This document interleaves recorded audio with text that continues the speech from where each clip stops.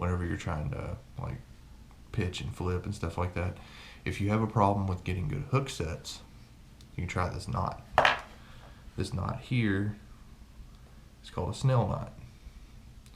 May not be the prettiest Snell knot ever. Never said I was a pro at it.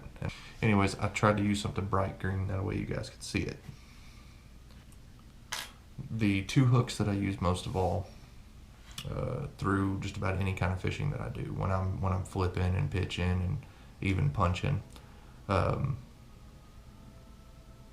punching and like flipping heavier cover and stuff, I'll use an actual flipping hook. This right here is a trocar flipping hook. I don't remember exactly what size it is. It's one of their larger sizes. And right up here, the eye is actually soldered. So when you tie the Snell knot, and the Snell knot's wrapped around the shank and it pulls up around that eye, you don't have that little gap possibly cutting or burning your line. The other hook that I use is a 3/0, and this is just a laser sharp hook. I get a bunch of them in a package. They're pretty affordable. You don't really have to have anything super special. This hook right here is my all-around hook for just about everything that I do. I throw it on flukes, I throw it on brush hogs, throw it on Senkos. It's a 3/0 EWG heavy wire.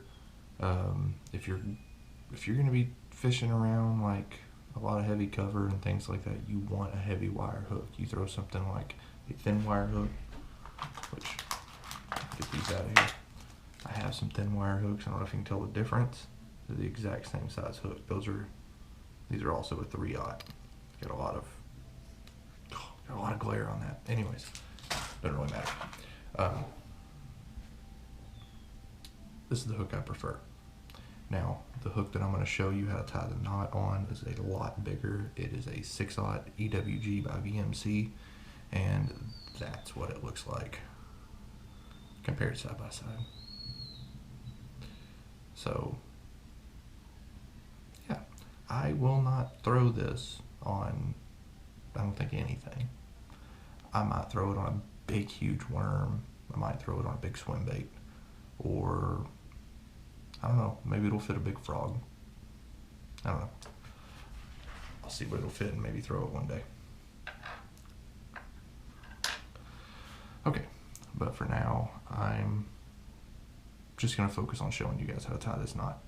And let me switch the camera positions here so you guys can see, like, from my perspective how I'm tying the knot. That way it's a little easier, and I think you guys will have a better understanding on how to tie it yourselves. So let's start from the beginning. Alright. The first thing you want to do if you're going to be pitching in any kind of heavy cover is get yourself some of these. These are bobber stops. You can get them for like $1 something, $2 at Bass Pro Shop, Cabela's, Academy, pretty much anywhere. You take your bobber stop and put it on your line. And pull it up out of the way. Take your weight here, and you slide your weight up there, and it will not go past that bobber stop. Bobber stop will keep it in place. Now, take your hook, and you go in from this side of the hook. You want to make sure that it's the open gap of the hook itself. So the face of the hook, you want to go through that eye, and you want to pull it through a good ways. Oh, getting caught up. Alright, and after you pull it through, you fold your line down up against the shank of the hook like so.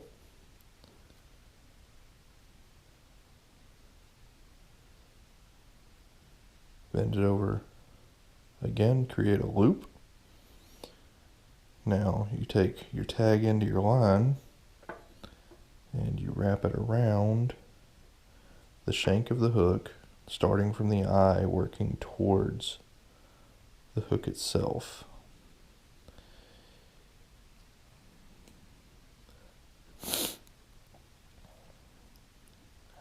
And you try to wrap it snug. It don't have to be super tight. Put a little pressure on it. Get yourself about 6 to 8 wraps on there. That'll make for a nice clean knot. Alright, then you take and you pinch with your thumb and your index finger on your other hand. Pinch the wraps. Run your tag in through that loop that you made earlier. And pull your main line down some. Keep the tag in inside that loop, don't let it come out. Pull it down snug. And then, I don't know if you can see this, but watch what happens when I pull this down tight.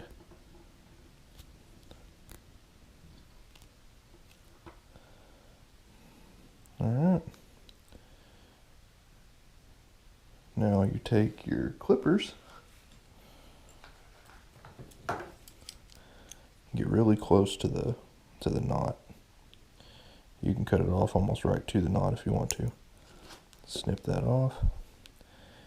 Now you can get your bait over the top of that knot and everything. If I can get the light to focus on it.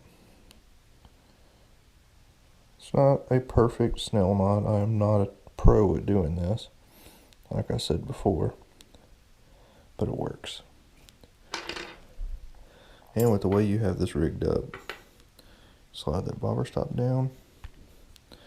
When you take and you pull on this main line, this weight comes down and pushes against this hook.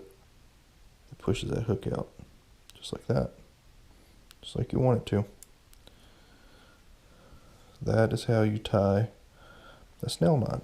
This is not how you have to rig up your hooks for pitching and flipping. This is how I do it, and if you guys want to try it, you know, go ahead, give it a try. Normally when I'm just pitching around just regular cover, nothing that's too crazy, I don't even do this peg. I just have the weight just free floating in there. That way when you pitch in down in like an open hole in some grass or something like that, this weight will fall down and then your bait will creep down behind it. Okay, so if this video helped you guys out, and you guys like this video, please go down and click the like button. If you guys could, please subscribe to my channel if you want to see more content like this. Come back and see me again sometime, and I'll try to get more in depth with some of these videos that I'm doing, trying to teach you guys kind of the way that I fish. It's not exactly the way that everybody else fishes. I'm sure there's different ways, there's better ways, but if this video can help somebody out and teach them something that I know, I'd like to share it with you. So like I said, if you guys could, please like this video, subscribe to my channel, and I will see you guys again next time. Thank you very much.